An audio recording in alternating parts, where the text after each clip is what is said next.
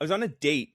Well, so it was a second date, and this woman invited me out to a holiday market she saw like near her town. She's like an hour away from me. Love holiday markets. Love them. Yeah, so it seemed like a really, and I haven't gotten really in the Christmas spirit yet, besides eggnog. Yeah, me too. So I was like, this is going to be fucking great. This is going to be rad. So like she sent me the ad for this holiday market out towards her town. And it was, it said, you know, Christmas classics playing on the TV all day. Because it was at a brewery. And they were like, we have pizza and beer. And wait, it was at a brewery? Yes. And they were like, and we have a Christmas market in this brewery also has like an event space. So like in our event space, but also all throughout our vats and brewery area. So it was like vendors of like local, what do you call them? Retailers and artisan makers and again, classics playing on the TV all day. There'll be a live music performance from 1 to 3. Sounded really great, right? Like awesome. Yeah. So I get there. She's running a little late. So I get there first. And this woman is amazing, by the way. I don't want to be like, I don't want to talk. I don't want to throw her under the bus.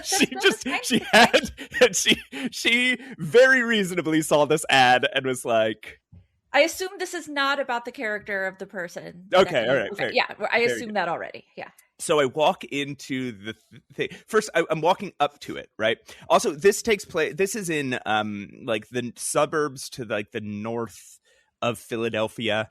So it's already a little weird out there. There's I drove past on my way there a place called the Trump Store. Ew. Yeah. So I get there and the parking lot is a little emptier than I expected, but I'm like, okay, well, whatever. Cool. I walk up the stairs. The first thing I see is a big sandwich board sign, and it says vendors this way, but vendors is spelled wrong. VENDER. And I'm like, that's funny. So yeah. I walk in and I'm just face to face with the first vendor. Like immediately I walk in the door face to face, like, hi. And I'm like, oh, hey. It's just two people. They look like a young couple, and they're just selling like Christmas ornaments that they bought and just painted like pop culture stuff on. Oh no. Kind of poorly. Oh, no. So it's like it'll be like an Eagles logo kind of badly painted, and then a picture and then Pikachu's face. No. Just like on Christmas ornament. I'm like, oh, okay. And then why do I feel like so bad? Continue. Next to them is a person selling about 17 necklaces. Okay. Did you count? It's very specific. I'm just saying it wasn't as many necklaces as you should probably bring to a Christmas market. And I hear the music in the other room, and I don't want to be in this room where I've just walked like less than 3 feet away, like into the door, less than 3 feet away from these people's faces. And I'm like, okay, I'm going to go check out where, the entertainment's happening. So I walk into the other room, and the live performance is one person on stage, just one, with a instrumental backing track, singing Pink Floyd's The Wall.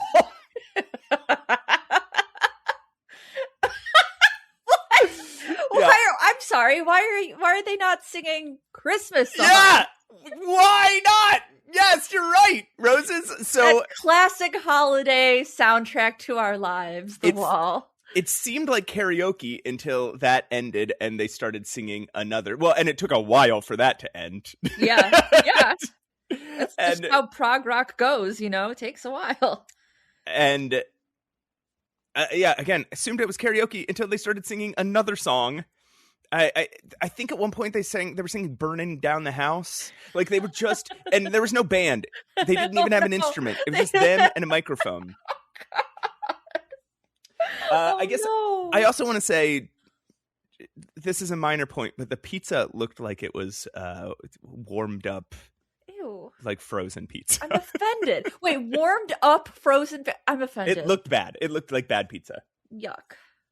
Which is what she remarked. Okay, well, I'll tell you how she reacted.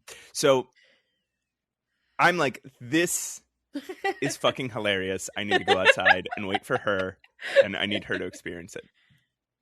She got there. She didn't find it so funny. I think she was mortified that she invited me to this thing. But we walk in, and so this is when he's singing a different song, and I'm like, okay, it wasn't karaoke. This is the live performance. I think this is the fucking funniest thing in the whole world. It is funny. So we go back into that room. And then that's when she comments on how bad the pizza looks. She's like, it's not even good looking pizza. And then I look up at the wall where, like, there's obviously a video playing, and it is the Christmas classics playing. It's nothing I recognize. It's something black and white and very old. Uh-huh. And it says in the bottom right-hand corner, Christmas classics with two little eyeballs, like it's a graphic. And then underneath it says, like, Joe's DVD stream.com. That's the best part. That's obviously not the actual website, but it literally, it just said like something very similar to like Joe's DVD library stream.com. So she's like, we have to get out of here. Go. And I'm like, I think this is the funniest thing in the world. She's mortified, and she's like, I appreciate that you're taking this so well. And I'm like, I love this. It's hilarious. And then as we're walking out of this vendor area, the guy who Christmas in Hollis starts playing on the speakers. So in the vendor room, there's music playing on a speaker, right? You can't hear the live performance from that far. So Christmas in Hollis by Run DMC starts playing, and this guy starts doing this really over-the-top dance and singing along, but he doesn't really know the words, so he's singing along every like 3 words, and he's like trying to hype us up as we are walking past, and we both just kind of look at him. I'm about to fucking burst out laughing, but she is dead-faced. Oh, no. And we look up at him and sort of nod and keep walking, and he just deflates. Great He's job, like, you guys. I think he even goes like, "Hey!" Oh no! And he stops dancing as we walk past him and walk. Why do I feel like so terrible about this? And then, I don't know why. As we're walking back to our cars, and she knows another place in town, and we go have an amazing date. But as we're walking back to our cars, I hear some like young alternative looking people walking out, going, "I love this place."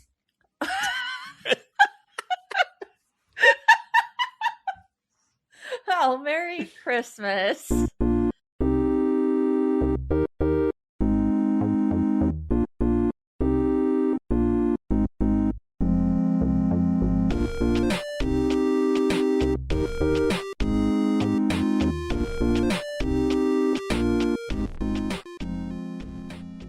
Hey everyone, welcome back to Save Your Game. I'm Pushing Up Roses. With me is the charged up, bumped up, never potted down Matt Ocamp. I have no idea what you're talking about. They have no idea what you're talking about right now. Mm-hmm.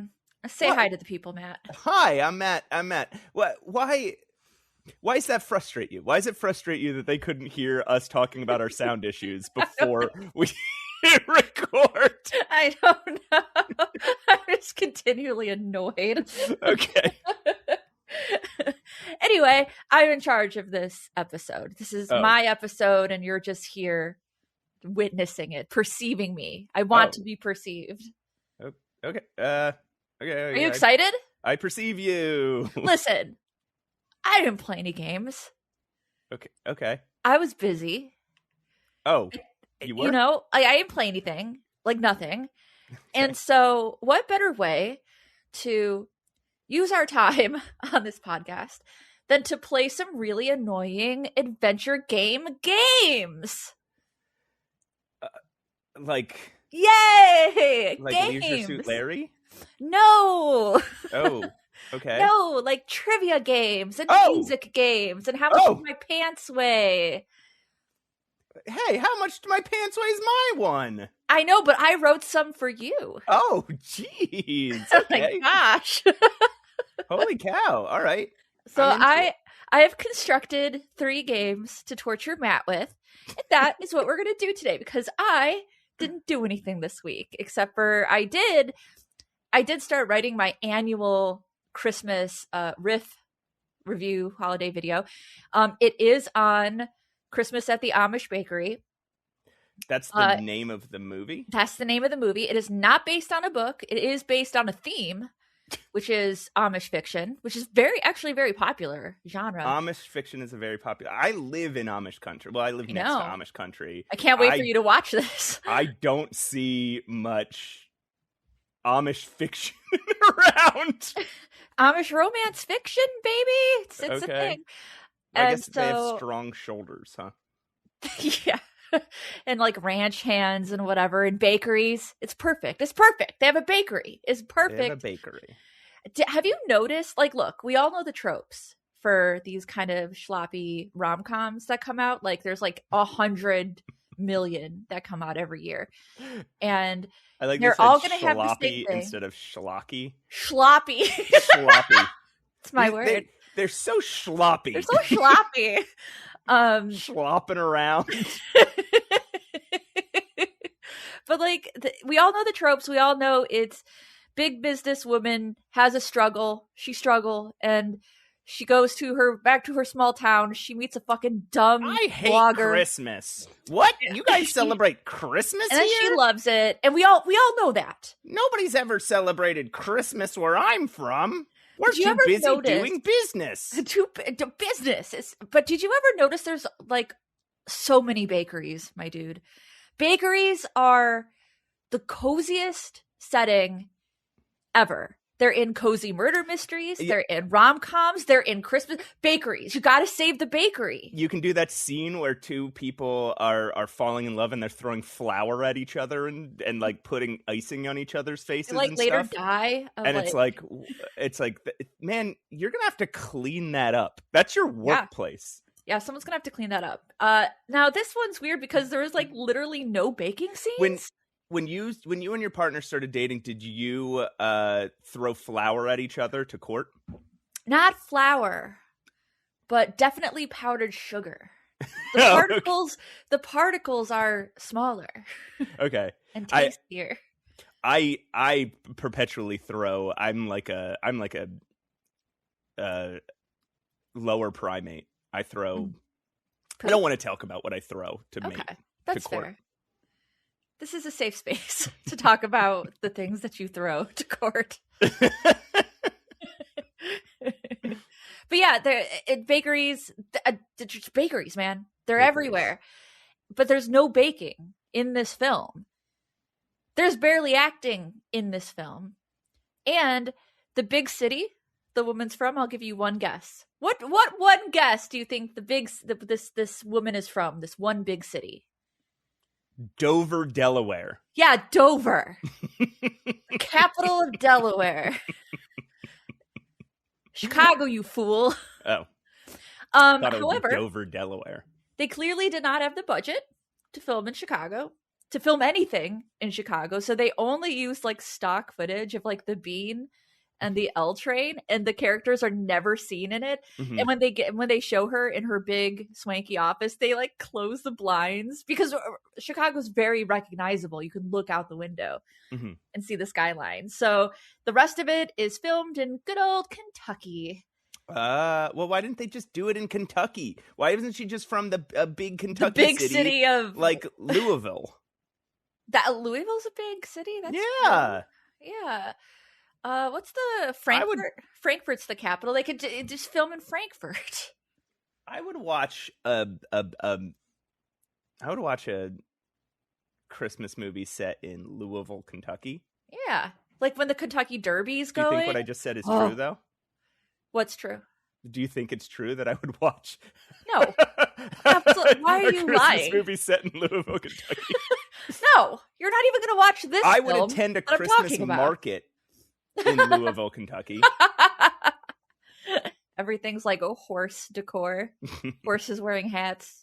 Horses wearing boots. It'd be cute. Anyway, that's what I've been doing. I haven't been playing a game, but I've been working really hard, and this will be my annual Christmas thing. I love doing them. They're super funny. Last year I did Hot Frosty. 1 year I did some Melissa Joan Hart thingy. Love doing these. So, and don't worry, there's not enough Amish lifestyle to even make fun of it. I would not make fun of it anyway. But it's like nothing happens in this movie. I would make fun of it, but also I've spent my whole life around it, so I've earned it too much. It's also like considered a faith-based film, but there's nothing. There's nothing. There's nothing to. There's nothing. I'm sorry. Nothing happens in this film. That was like not Hot Frosty, but you did a video on it, and me and an ex watched it. I don't remember the name of it. It's Socks, the talking dog. What?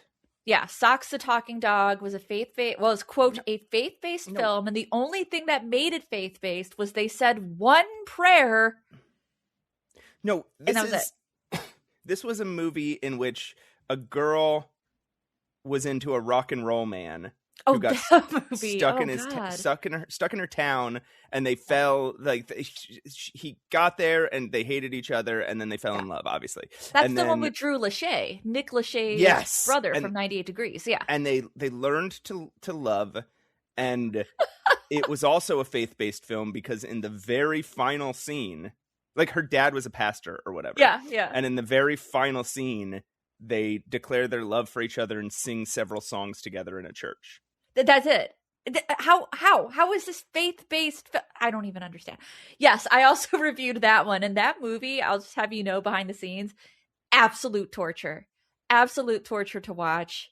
My ex made me watch that with her, and actually, I thought it was super fucking funny. It was it was one of the stupidest movies I've ever seen in my life. Yeah. I don't even remember the name of it.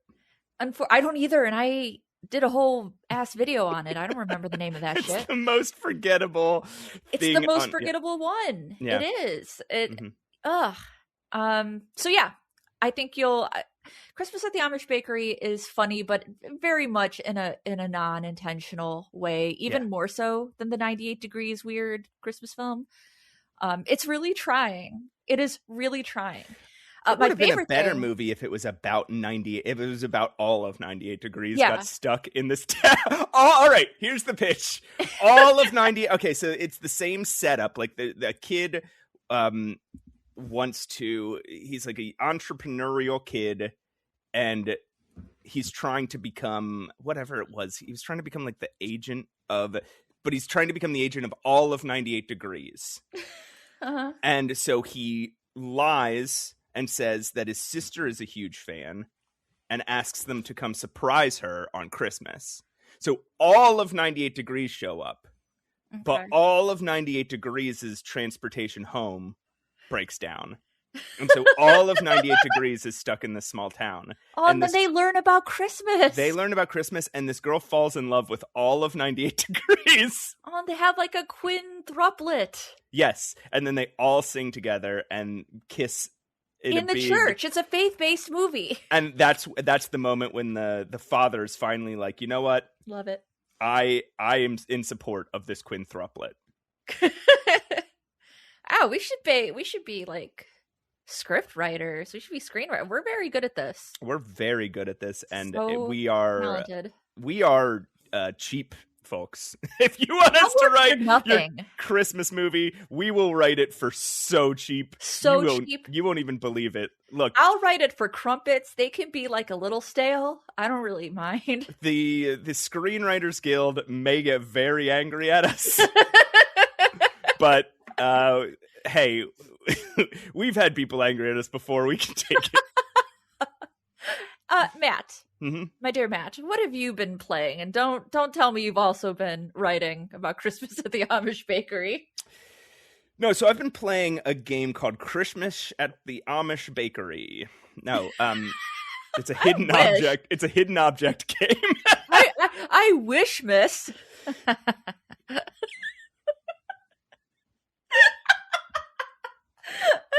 Matt, are you still there? So No, I was playing. I played all the way through a game that I talked about briefly in last episode. There was a demo at Adventure X. Yeah. And I absolutely loved it. And then turned out it was already available. Like they released it. Yeah. Basically like that day or the week before or something. Yeah. So I sat down. I have also been working very hard, but not on anything that you guys are going to care about. My like real job. So I haven't gotten a lot of video game time. I'll tell you guys about one other thing I've been doing before I tell you about the interesting adventure game. This is something I'm probably going to be talking about on this podcast pretty soon. Okay. I have been playing a lot of Pokemon ROM hacks. Interesting. So if you don't know about these, people will take ROMs of the original Pokemon games and they will create. Sometimes there are types of Pokemon ROM hacks where they just kind of enhance a game. Like they're just like, oh, this Pokemon Red should have had this feature from Pokemon X and Y, and just sort of enhance it. But there's a much more interesting version of Pokemon ROM hack where they basically create an entirely new game on top of an old Pokemon game. Mm-hmm. So I played a little bit of Pokemon Unbound, which is a ROM hack of Pokemon Fire Red. Mm-hmm. And it is a story about, it's almost like it's a story, one of these Pokemon stories where it's like somebody takes a legendary Pokemon that was involved in some cataclysmic war before this, like 1,000 years ago, and they have tapped into its power and are now going to use it to end the world or whatever. And you have to save the day by walking around and fighting other kids with your little pocket monsters. Damn, I thought you were going to say it's a story about Oddish, and I was real excited for a second. Is there a ROM hack for that? A story that is Oddish centric? Yes. I don't know. Guys, write in mattandroses at gmail.com and let us know if there's a ROM hack that is entirely about Oddish. Thank you. But no, what I'm finding is that, and I've known this for a while, I just haven't taken the time. Mm-hmm. But I was talking to my cousins are really into these, and so they were into them. And I have my Retroid Pocket with a bunch of emulators on it. So I was like, I could just throw some of these ROM hacks on my Retroid Pocket, and I'm fucking loving them. Oh, nice. Like, while mainstream Pokemon games have gotten pretty bad, you can go play these ROM hacks, and they are like, they have all, like, some of these, like Pokemon Lazarus or Pokemon Unbound or Pokemon Emerald Sea Glass, they have all the charm of the early Pokemon games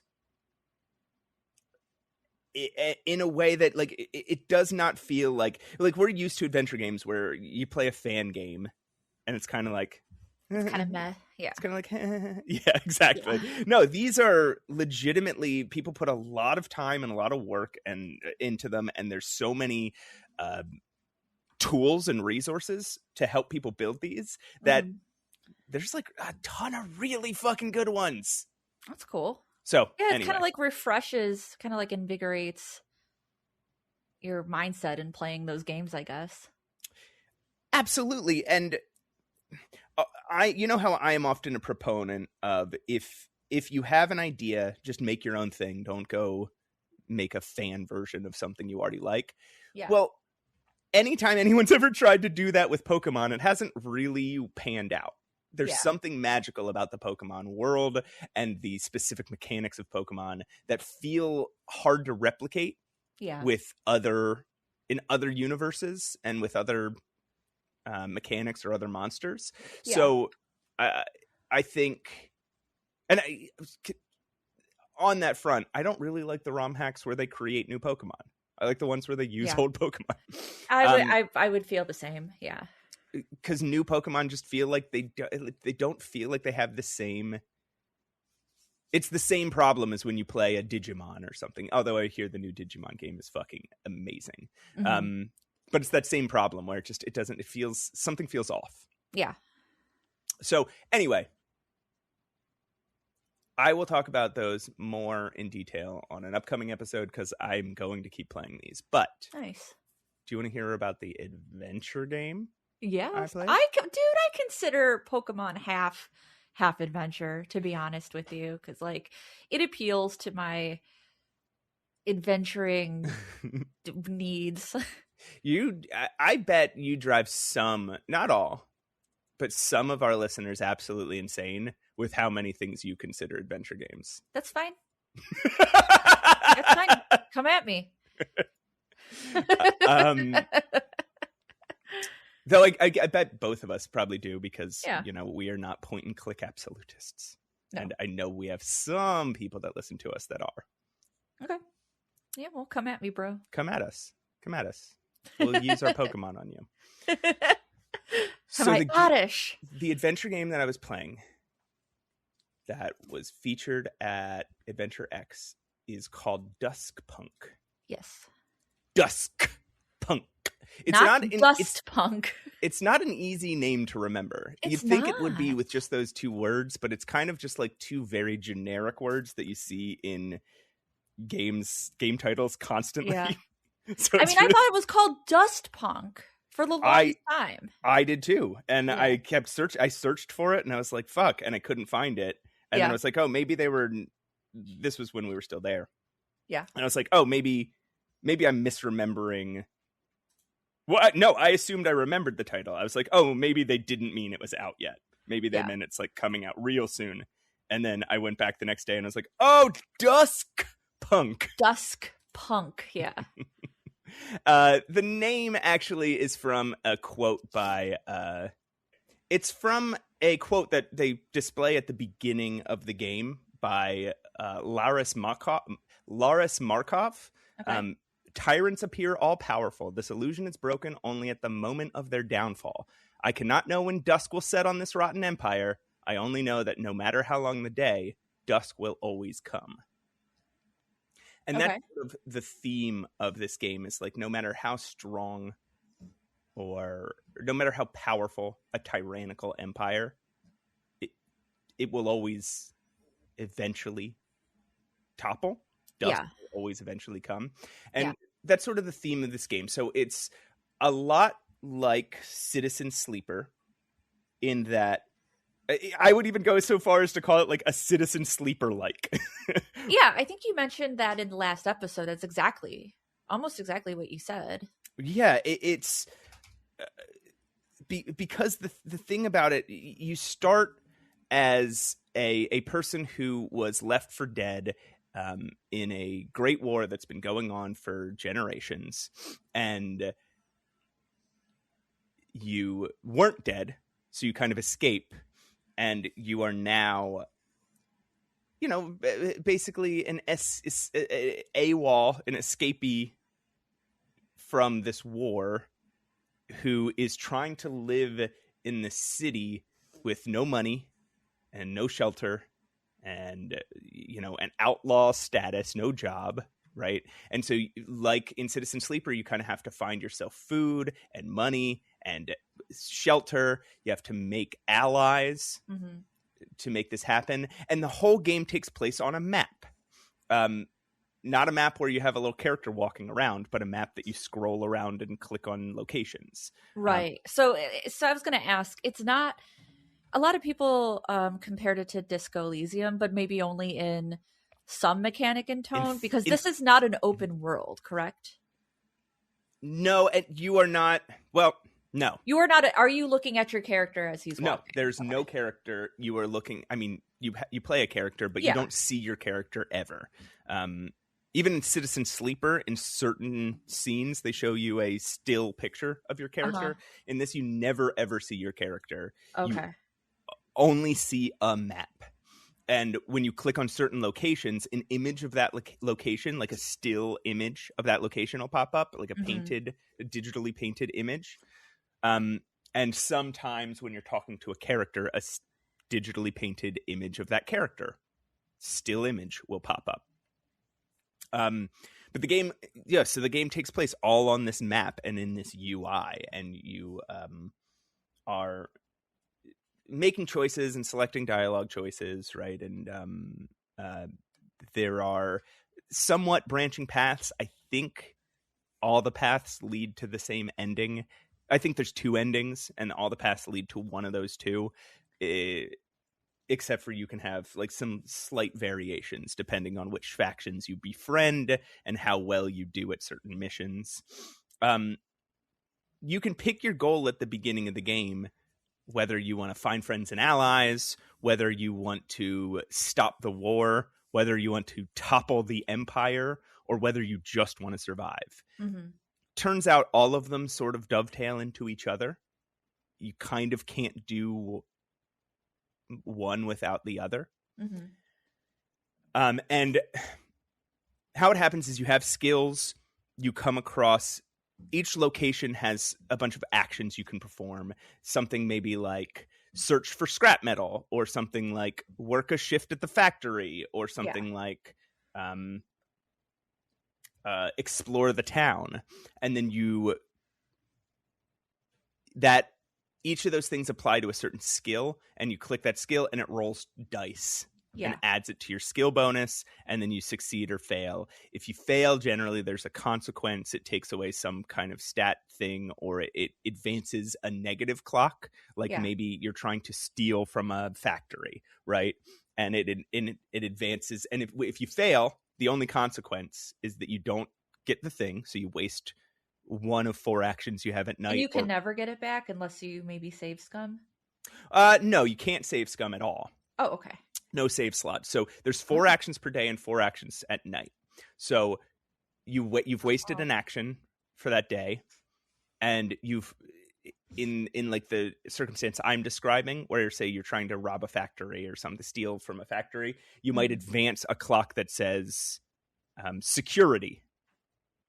And if you advance that clock, say 3 times, you might get caught, or you might just lose the ability to try and steal from that factory for, say, 5 in-game days or something, right? Because they tighten security for a little bit. There might be other things where you might fail at something and it locks you out of... You fail, say, a whole quest line, and it locks you out of whatever the good ending for that quest line.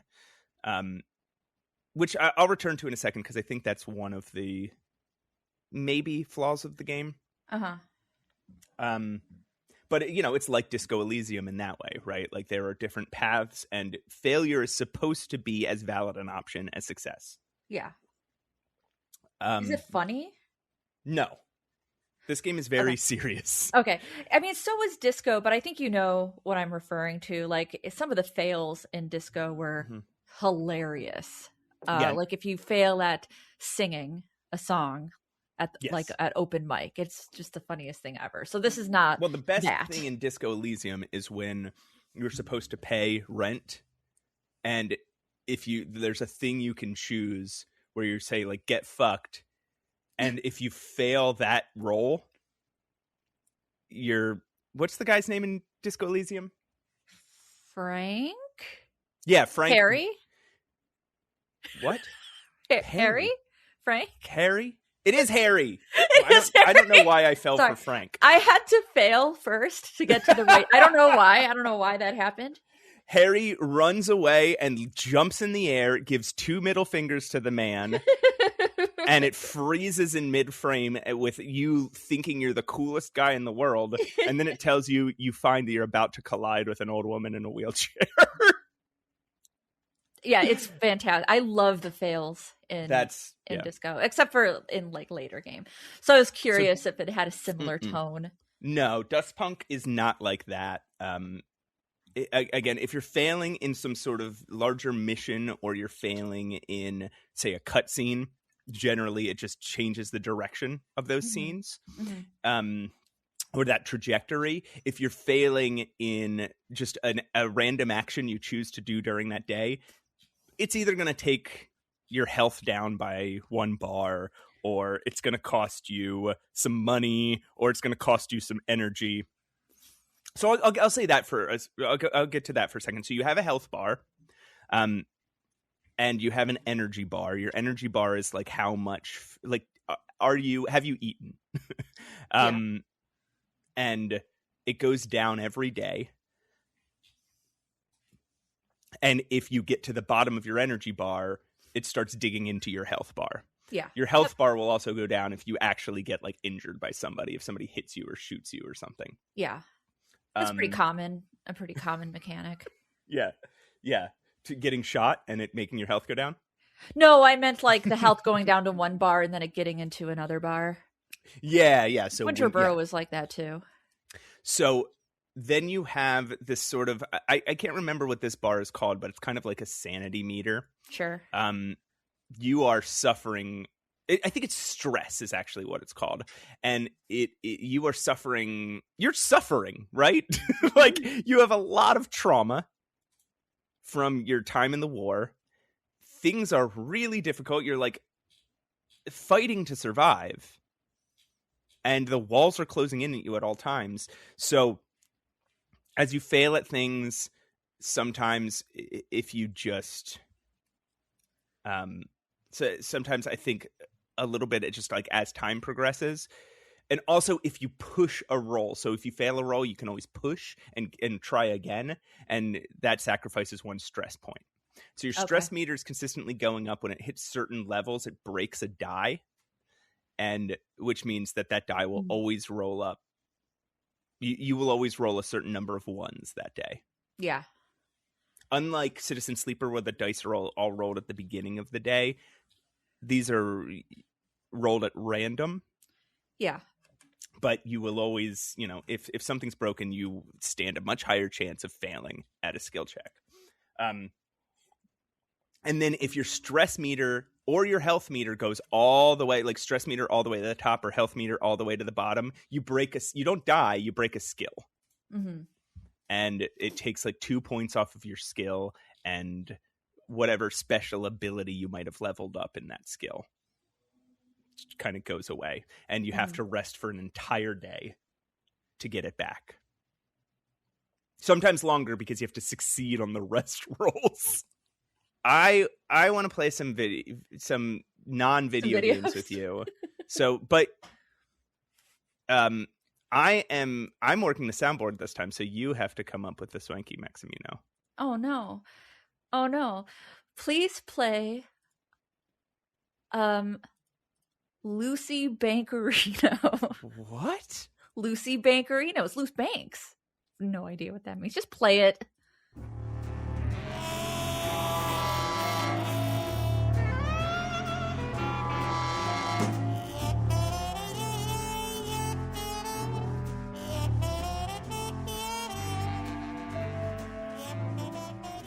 Hey, everybody, and welcome back to Save Your Game. I am your host, Matt Allcamp, and with me, my co-host, this fine December evening. Dang it, I thought you were going to say this fine human being. It is the chilly, the brisk, the fine, snowy, sexy. Pushing Up Roses. How's it going? Damn it. Hi. I'm your co-host. I don't think Christmas is all that sexy. No, I'm saying I am sexy. Yeah, but I was describing Christmassy stuff about you. But there's nothing Christmassy about me. Nothing. There's nothing Christmassy about you? Zero things. You love Christmas so much. I actually do. Yeah, I love Christmas. Muppets Christmas. I'm so excited. But that's not what we're talking about. Don't open those floodgates, or I'll start talking about Muppet Christmas stuff, in which there's a lot, by the way. Why am I here? Where we come from, this is small talk. The heck you say? Love Muppet Christmas. Family Christmas. It's called Muppet Family Christmas. Yeah. It's the best Christmas movie that exists. Look out for the icy patch. So cute. Yeah, go. I don't know if that's available to watch anywhere, but if you do find it, you should watch it because it's a classic. But we're not talking about Christmas, even though it is almost Christmas, and I am very excited about it. Today, I'm going to torture Matt with some games because that's what I want to do today. It's I put torture. Oh, okay. In the fun way. Okay. But not in the naughty way. In the PG-13 way. There's a lot going on here. I have come up with 3 questionable games for Matt to play to test. Yes, test his adventure game prowess. Oh. Yes. Okay. I would love to start with how much do my pants weigh? Now, of course, this is more. I don't think this is testing anyone's prowess. This is just a fun thing that we like to do. We played this game before, but this time I'm actually going to give you a screen cap. I'm not going to tell you what any of these items are or what game it's from. If you can guess which game it's from, that's worth extra points. Oh, there's points? Yes, there is 300 points. There's 300 points? This is a long game. Okay. So let's start off this shindig. I'm going to send you a screen cap, and we'll put some of these in the show notes, yeah? We can put some screen caps. Yeah, we would have. Because we'll have if you'd like to play along, you can. You can play along with these games. So this is how much do my pants weigh? This is the first screen cap. You may describe what you're looking at. You can guess which game it is if you really want to. I will not tell you what these items are. You have to go by the icons. Okay. Whew. All right. All right. What are we seeing here? What I'm seeing here is it's like there's a cream pie. Yes, there's a big hock of ham or turkey leg. There's a rope. There's a harp, a hammer, a cloak, an amulet, little bag. I also will not be telling you the size of these things. A sled, a key, a wand. And then 2 other things. That's why I'm not telling you what they are. It's in an inventory with an eye and a hand and a cursor and a question mark. And this is from King's Quest V. It is from King's Quest V. So this is all in King Graham's pants at one point. It is at one point. Yep, this is all in King Graham's pants. Okay. So a sled already. We're talking 10 pounds at least, maybe up to 20 pounds. Up to, yeah. So the sled, I'm going to give you a little info on the sled. The sled, actually, you know what? I'm not going to give you the sizes of any of these unless you ask. So you can ask me one question, just one question about any of these items, including what is it? Just one question. All right. Okay. What is the item in the top right? The yellow? Yes. That is some wax. It is used to fill it's beeswax, and it's used to fill a hole in a boat. Yes. Okay. Interesting. All right. So for the sled, I'm going to say let's split the difference. 15 pounds. Rope about 5 pounds. So I think 20. A harp. All right. A regular ass harp is like 50 to 70 pounds, but like a little hand harp, I'm going to say is about 10. Maybe as low as 5. Let's start to 5. So hammer is about 3 pounds. Pie is about a pound. Wax is less than 1. A cloak is about a pound. I'm going to say we're looking about 55 pounds. Oh my God. You were only 3 points off. It's 52 pounds. Yeah! Because I did, like you're right. It's a small hand harp. So I put that at 7 pounds. Okay. The sled, I put at 12 pounds. The reason I put it a little lower is because it is a children's sled from a toy store. So I didn't think it would need to be something not insane, right? Okay. Yeah. The pie, I looked up weight of custard pie. I really did look that up. 2 to 3 pounds. I put 2 pounds. Was it like, and it was like FBI on its way? Did you figure out what that last icon is? Do you know what that is? Is that the cheese? It is not cheese. It is a golden egg? It's the tambourine. Oh, okay. All right. Which I put at 1 pound. So yeah, I say that is success. I think you won this round. I'm going to give you 50 pounds or 50 points. I'm not going to give you 50 pounds. Give me 50 pounds. I don't even know where that would come from. I'm going to give you 50 points. God, why is this? Why do I have no working pens ever? I'm an artist. I get 50 points. You have 50 points for I rule. Yeah. This pen's broken. This is lipstick, so that's not helpful at all. There we go. 50 points. Okay, Are you ready for your next screen cap? I would love it. Please. Okay. All right, let me open that up for you. Remember, you do get one question about any of the items or just anything. Or one question per picture. Yes, one question per picture. Unless you want to ask me what game it is, but I think you'll be able to get it. Okay. Because they are related. But I can't wait for you to guess what these items are. Okay, I opened up the same picture, so can I just do the same one again? You opened the same picture? All right, no, I got it. I'm in the right line. All right. So again, this is clearly a King's Quest. Mm-hmm. Which one? Well, let me read what's in it first. There's a mirror, a stoppered bottle, a skull, a feather, a wind-up little bird, an egg, a knife, a flower, a book, a map, a string, and some coins, I think. Okay. So this is from King's Quest 7. Wait, King Quest 6, sorry. Is that your final answer? King's Quest 6?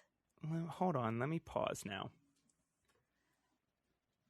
I know some of these items exist in King's Quest 6. The thing about King's Quest is that all items exist in every King's Quest that's game. true. But I know that... All right, it's King's Quest 6. It is King's Quest 6. Good job. Okay. Okay. So do you have any questions about any of the items? How big is the mirror? The mirror is about the size of it's a mirror that you can hold, but the frame is of a professional looking mirror. I have a mirror above my vanity, but you can hold it in your hands. You can actually hold it in your hands and show somebody this mirror. So it is not a hand mirror, but it's also not, so I'm going to guess 5 to 7 pounds. Okay. All the rest of this stuff is actually pretty lightweight. I know, right? I'm going to say it's human skull. Yeah, right. Human skull. It is human. But it is, and it's just a skull, so there's no meat and guck in it. Right. And the human head weighs, 8 pounds? Mm-hmm. So it must be less than that. So I'm going to say 9 pounds. For the human skull? For all of it. Oh, for all of it? Yes. Hang on 1 second. I don't know. Well, let me think about the book. Sorry. I already put my guess, but I'm going to raise it to 12. Okay. 12 pounds for what? The whole thing. Okay. Because I didn't think about the book. Books are And heavy. You said the skull weighs... I said the human head's 8 pounds, but that's with everything. But it's not the head, yeah. So you're saying it is... I don't know how much specifically a skull weighs. I'd say probably a pound, maybe 2. 1 pound? Yeah. Okay. Hang on, I have to math for a second. Why did you put 8 pounds? I did. I have to do a math. Hang on. I was just wait a minute, you're right. Okay, so what is your final answer? I have mine here. So I'm going to say 12. Honestly, I think that's successful because I got 15 pounds. You're about 3. Yay, I did it. I went on the other side of the spectrum to get something light because you rarely see that in inventory. So here's what I have. the map is a piece of paper. I have it as barely anything. Yeah, of course. Unless it's like a heavy scroll. So at most, like half a pound for like a heavy scroll. The gold thing is not string, it's hair. So it weighs like nothing. I didn't even put it in there. It weighs nothing. Let's see, what else do we have here? The mirror I put at 7 pounds. Yeah. Okay. So all right. I was right about that. That's the little that's lamp. What I put it to 2 pounds. It's just a little glass lamp. The mechanical bird toy, I put it 1 pound. The feather I did not put. The flower I did not put. And so, yeah, this is an extremely light inventory. So the book, I looked up, I know what I did for this. It's a big book, like it's a spell book, right? Mm-hmm. So I'm just like, what do I compare? So I looked up the weight of the Better Homes and Garden book. which is about 3 pounds. So yeah. 3 pounds for a giant, a spell book. I think that's fair. So yeah, I think you did amazing. Yay! I'm gonna give you 50 points. Another 50. Okay, 50 total. I'm noticing a theme here in the points. 100 points. Oh, yay! Yay! Okay. Now let's move on away from how much, unless you have, and how much do my pants weigh for me? I assume you do not. I don't. Okay, I don't have anything for you. This is. I like playing it this way though, because I think it's funny to see the icons and be like, what? What is that? Okay. The next game I would like to present to you is this really hard Monkey Island quiz I found on funtrivia.com. Whoa, okay. I thought it was difficult. However, I think you're maybe a bit more of a Monkey Island fan than me, so maybe you'll do better at it. I don't know. This is on the whole Monkey Island thing. It's not just Monkey Island 1. It's on like all of them. Okay? Are you ready? Oh boy. All right. Yeah, it's hard. All right. I'm so worried. Here's what I'm worried about is that I'm going to fuck this up so bad and we are going to lose our audience forever. No, and please play along, you guys. Write down your answers. I'll tell you what the correct answers are at the end. So yeah, if you want to play along, go for it. Question 1. This is from Monkey Island 1. What time is it at Melee Island? What time is on the clock? Is it 6:30, 3, 10, or 2? 6:30, 3, 10, or 2. That is really hard. It's a hard one. 3. Okay, I'm clocking down 3. In Monkey Island 1, what is the name of the man that trains you at sword fighting? 1 or 2 words. Oh, Jesus.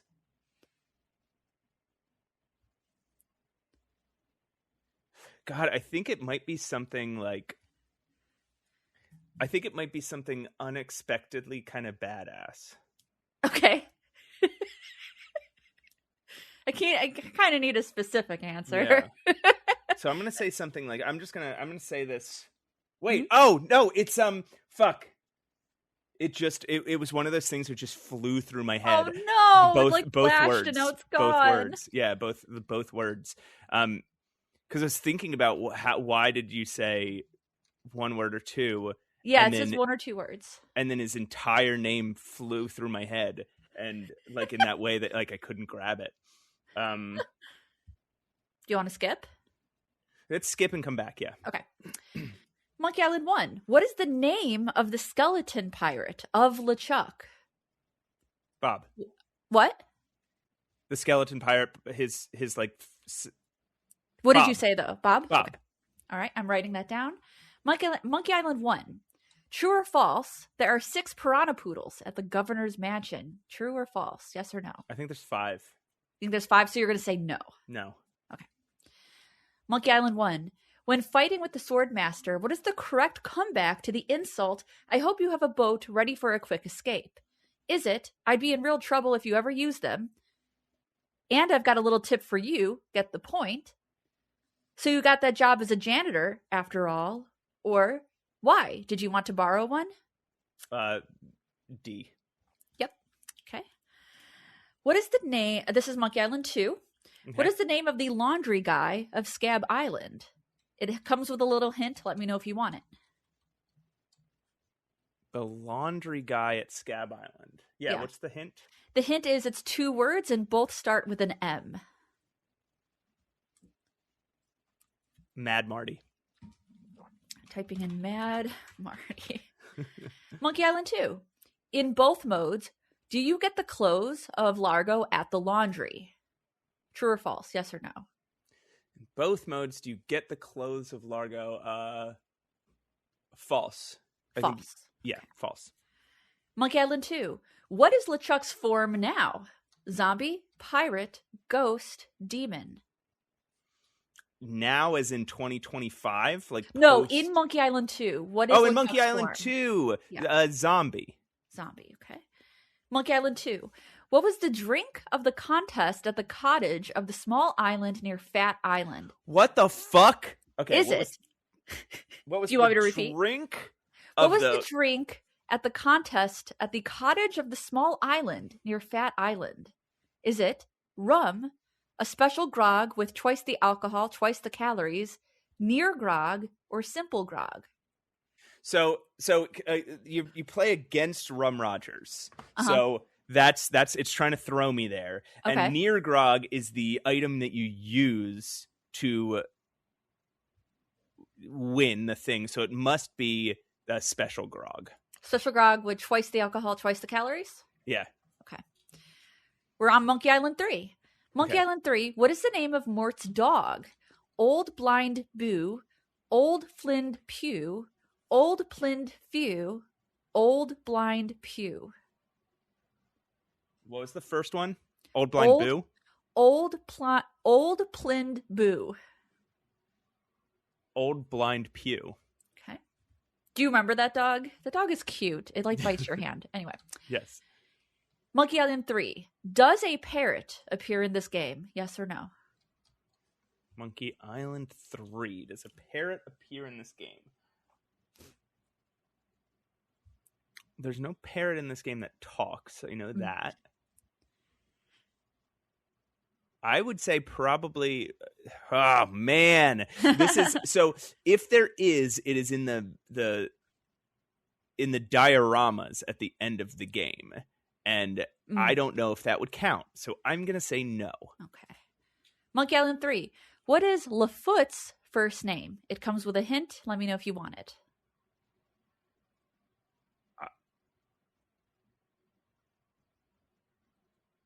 I'm gonna say. All right.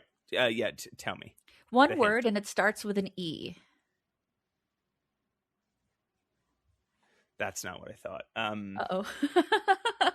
Eugene. Writing that in. Monkey Island 3.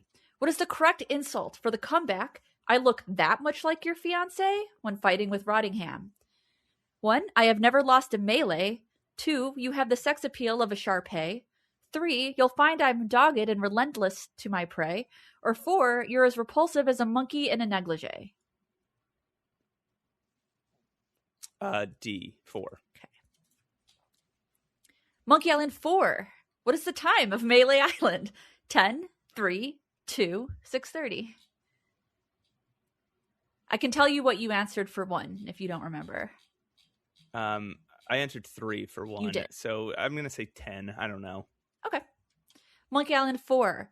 Are there some wax lips in Grandpa Marley's heirlooms? Yes or no? This is Monkey Island 4? Yes. Monkey Island 4. Escape. I don't fucking know. No. Okay. Monkey Island 4. When do we get to know the voodoo lady's name?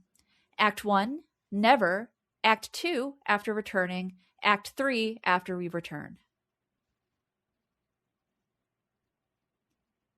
Act 2, after returning. Okay. How many lawyers are there in Monkey Island 4? 4, 1, 3, 2. 3. All games. Is there more than one animal in all the what is this question? I think there's a translation barrier for who wrote this, but they're asking, is there more than one animal in all the Monkey Island games? Meaning, in each game, is there more than one species of animal? I think so. I mean, it's got to be yes, right? Okay, let's think it through. In number 1, there's a parrot and a monkey. In number 2, there is a dog and a monkey. In number 3, there's a dog and a monkey and a chicken. And I'm just trying to think of at least 2. Yeah. But yeah, you're right. Number 4, there is a duck and a monkey. And a monkey. And number 5, there is a monkey and it looks like they're not oh, then yes. Including 5. So yes, okay. Is there a parrot in all games? As in 1 through 4 LucasArts? Is there a parrot in all games? I think we just kind of like said no.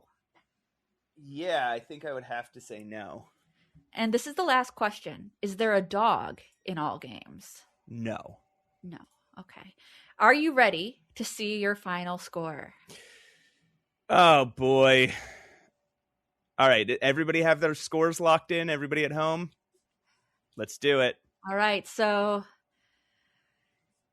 why don't they have an overall score here? 1 second.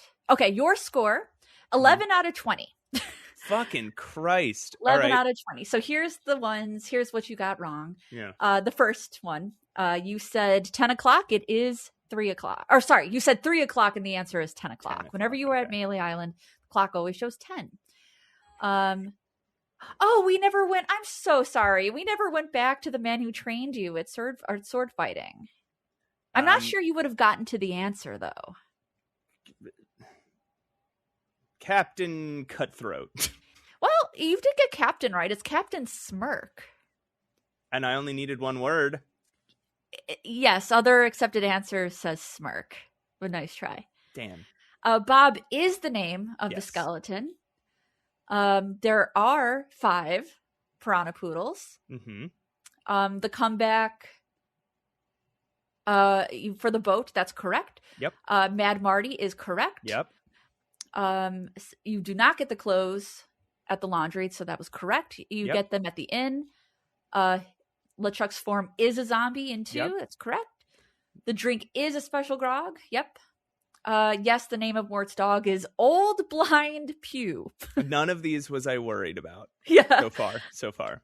So this is an interesting one. In Monkey Island 3, does a parrot appear in the games? This is going to drive you crazy. But technically it's correct. Technically it's yes. Because it's in the fucking... Okay, go ahead. The one from the coin of verbs. The coin that has the skull. That's not fair. Well... I consider I got 13 now. All right, keep going. What is the name of Lafoot's first name? Or was Lafoot's first name? Effete? Effete? Effete? Effete Lafoot? I think this one is wrong. Okay. No, he's right. This is a trick question. Oh, this player. What is the correct insult for the comeback? I look that much like your fiance when fighting Captain Rottingham. Now, I thought it was also yours, repulsive as a monkey in a negligee. Why? Well, but because I thought it could have been.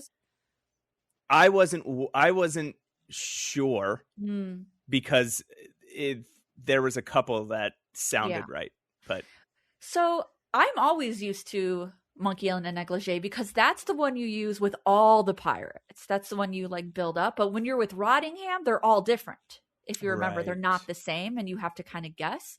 So it's not negligee. It's you have the sex appeal of a Shar-Pei. Okay. No, I think that's a legitimate loss. Monkey Island 4. What is the time of Melee Island? You said 10. It's 3. You got. I knew that they were. The only thing I knew was that they were They looked like they were on the opposite side. Not exactly inverse, but anyway, that's the only thing I knew. I didn't know which one was which, and I don't think I never knew. I knew it wasn't. I knew it wasn't 6:30. Yeah, it could have been. Yeah, I would have never guessed, honestly. There are wax lips in Grandpa Marley's. Yeah, I would not have known. I am so shocked you didn't get this one right. When do we get to know the voodoo lady's name? Never. She never tells you her name. That's not true. Oh, we learn it in 5. She says her name is not important. Wait. Plus, this question is Monkey Island 4. It Yes. says in Monkey Island 4, when do you get to know the voodoo lady's name? I didn't remember when we learned it. We learned it in 5, right? I don't know. I haven't played much of... Yeah, Karina. Okay. In Monkey Island 4, how many lawyers are there? There are 3. That's correct. Is there more than one animal in all the Monkey Island games? Yes, that's correct. The piranha poodles. Oh, so there is a dog in every game. There is a dog. Hang on, but... Huh, okay, well, let's see. I didn't even think about I didn't think about the poodles. Damn it. There is is there a parrot in all the games? You said no. The correct answer is yes. Because of the fucking coin. I don't count that. No, it's not because of the coin. Oh, well, yeah, I guess it is. But it would have to be because of the coin. I got 14. So the Melee citizen in one of the citizens in Melee has a parrot. Well, also the parrot in the what's his name? Yeah, Meat Hook's parrot. In Monkey Island 2, Herman Toothrot has a parrot. In Monkey Island 3, the Verb Coin has one. In Monkey Island 4, Jumbo has a parrot. I didn't know that, but I would have said yes, there's one in 4. Okay. I can picture it in 3D. All games. Is there a dog in all games? You answered no. And that's correct. What? That is correct. Where is there? Okay. There are no dogs in Monkey Island 4. Oh, okay. But there is the dog in the Scum Bar in Monkey Island 1, Spiffy. Oh, yeah. Duh. Elaine's dog in Monkey Island 2. And her piranha poodles, honestly. There's a lot of dogs in the Monkey Island games. I know Monkey Island 2, there's a bunch. Yeah. Yeah. So, I mean, you basically got 11 out of 20, but some of these were trick 14. questions. Okay. Nope. I changed. Nope. I got 14. Wait, 14? Yeah, because I say that the parrot ones are lies. There's only 2 parrot ones. Okay, 13. All right, fine. You have 13 out of 20 points. So it's like a bunch at once. Okay. Would you like to play one last game with me? Yeah, please. This is a music guessing game. Oh, no. How are we going to... Okay. I have compiled a playlist of songs from adventure games all across the board, and you have to guess them. I'm just going to play them right on my phone. I might add them actually in the track. You should. But you will be able to hear them. This is the new... We're just going to test out the new iPhone 17 here. Just don't... If you're going to add them, just don't talk over them and then cut this out where I say this. So I'm going to go ahead, and you can talk. You can talk whenever. So I'm going to play the first one. Are you ready for Guess This Adventure Game Song Game, where it's from? I'm going to do so bad, but yeah.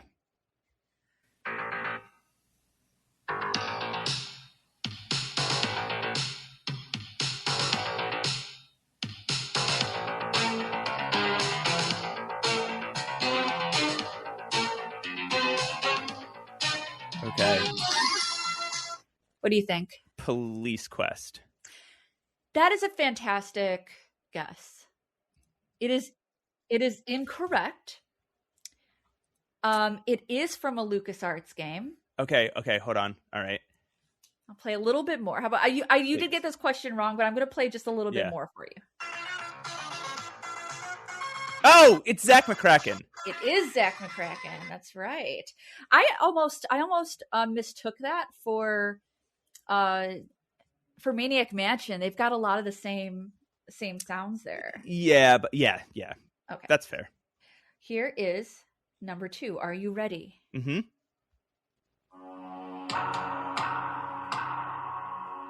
The fuck? Just wait for it.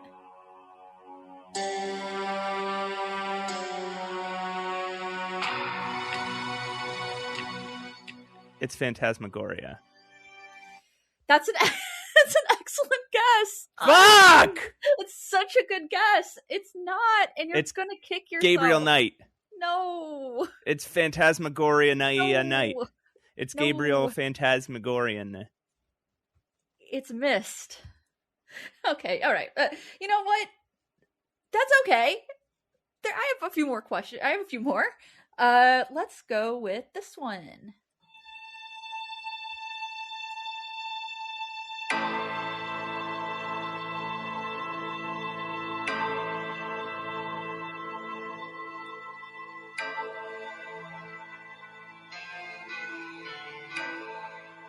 I'm just like so afraid to say them now. This is Gabriel Knight. Oh, yes, you got it. It is Gabriel Knight. It is Gabriel Knight. Good job. Scared. I'm so scared. Well, you can't be scared to say I'm them. so scared. Oh my gosh. Okay. Are you ready for number 4? Yeah. Okay.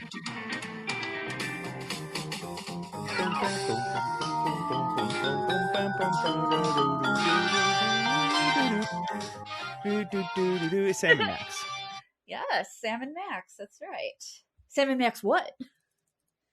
Hit the road. That's correct. Good job. All right. Question number 5. We're halfway through. Okay.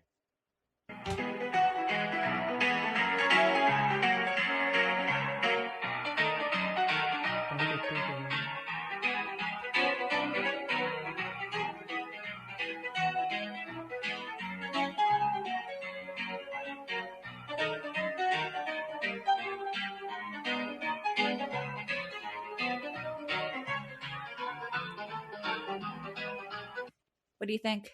That one, I'm so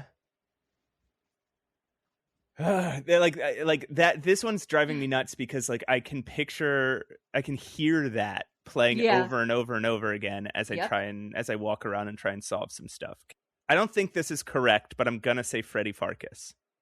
It's not. It is not correct. But you are correct in that we did play these games semi-frequently recently for the podcast. It's Dagger of Amon Ra. It's Laura. Okay. Yes. Okay. Question number 6.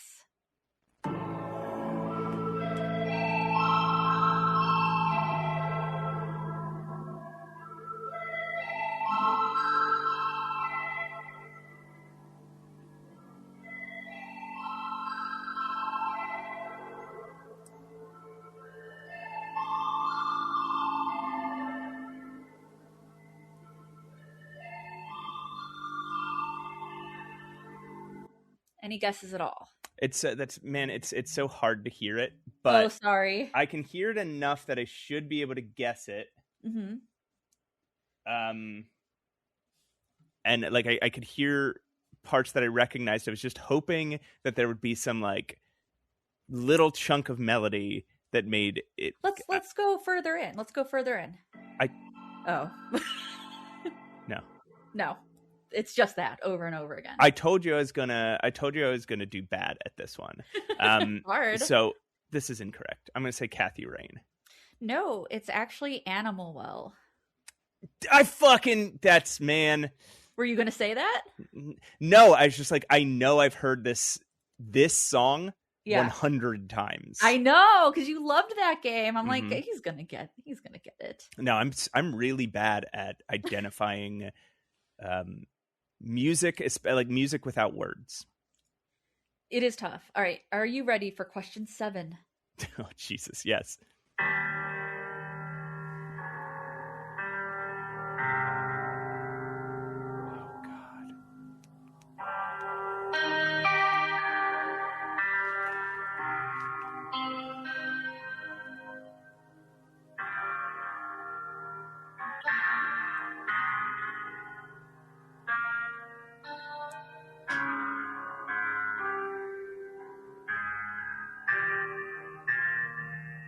I'm going to go up a little bit.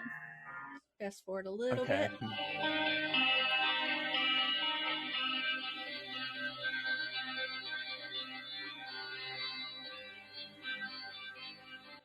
This is definitely, I've definitely heard this. Oh, it's so pretty. It's Clock Tower. No, wait. Clock Tower. It's Firewatch. Okay. Yeah, all right. Firewatch. All right. So I'm going to give you leeway on this next one to see if you can get it. I will accept a few different answers. Are you ready? Oh, weird. Okay. Weird.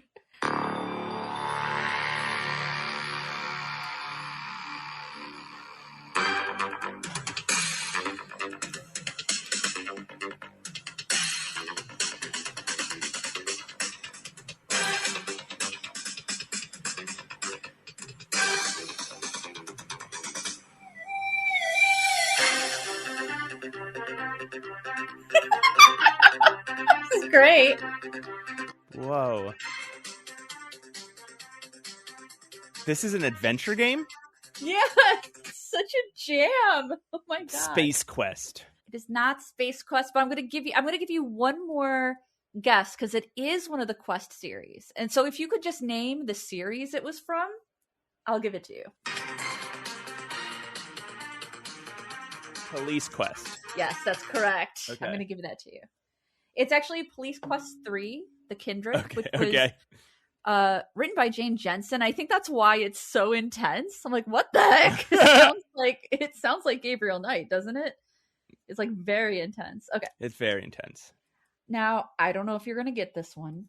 I probably won't. I'm not getting any of these. It might be very hard, but I want you to try your best, okay?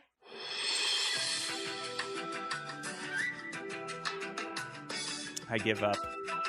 What?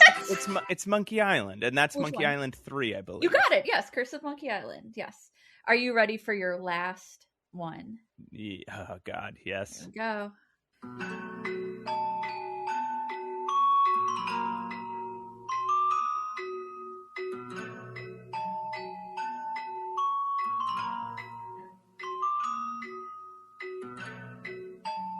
Okay, this is the only one that hasn't sounded familiar. Really?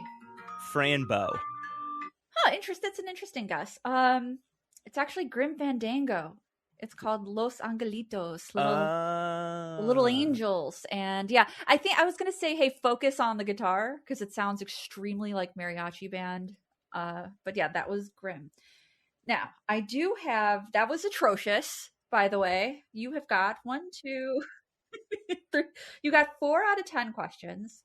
Not great. However, I have a bonus theme here. Let's see. You have 30, then plus the 4. But really, that would be 115. So oh my god. But this one would be 40. You have 155 points. Out of? 200.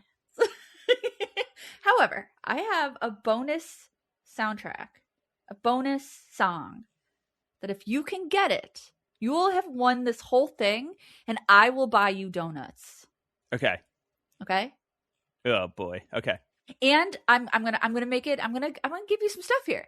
The songs are the hardest ones for me. Okay, go ahead. No, you can ask me one question. Okay. About what game this is from. Okay. So here's the song.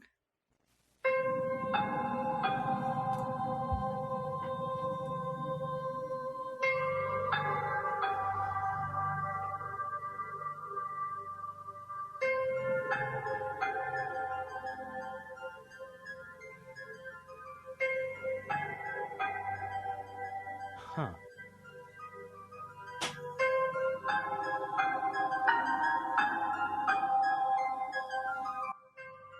What decade did this come out in?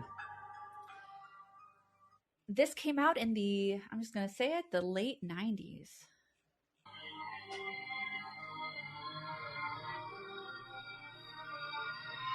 Late 90s. Is this a point and click adventure? Yes, it is. Is it a horror game? Yes, it is. Is it Sanitarium? Yes, it is! Yay. Oh, you sound so... I'm very proud of you. Yay! That means, Matt, because you answered the bonus question, yeah, you won the whole show and a donut of your choice. All right, yeah, that was fun. Man, you put a lot of work into this. I know. I have no life. Well, guys at home, I hope you guys found this fun. And hey, I don't know if you are able to, decode Rose's arcane scoring method. Gotta add the 15. But if you can, send us your scores, either on the Discord or remember, you can always email us at mattandroses.com. Make sure to join our Discord. There's a link in the show notes. You can always just tell us, like, you got this out of this many right. You don't have to struggle with my. You can follow us. You can follow us on Save Your Game Podcast on Instagram. What else is going? Make sure to keep an eye on Pushing Up Roses' channel for her Christmas video that should be coming out very soon. What else do we got to tell the people? Check out my X-Men podcast, Mutant Menace. I do it with Pat, my co-host Pat Reber, and there will be a very fun surprise guest on our episode that we will release on Christmas Day. Hugh Jackman? You got Hugh Jackman? Oh my god. So is that everything? Is that all the stuff we need to tell people? I think there might be one thing that we're missing. Always brush your teeth. Get plenty of foliage in your diet. And floss before you rinse the toothpaste out of your mouth. Oh. If you floss with the toothpaste in your mouth, it'll get the toothpaste in between your teeth, and it's there's a little tip from me to you. I love it when my gums are all numb like that from the toothpaste. Anyway, podcast is art. And art is suffer.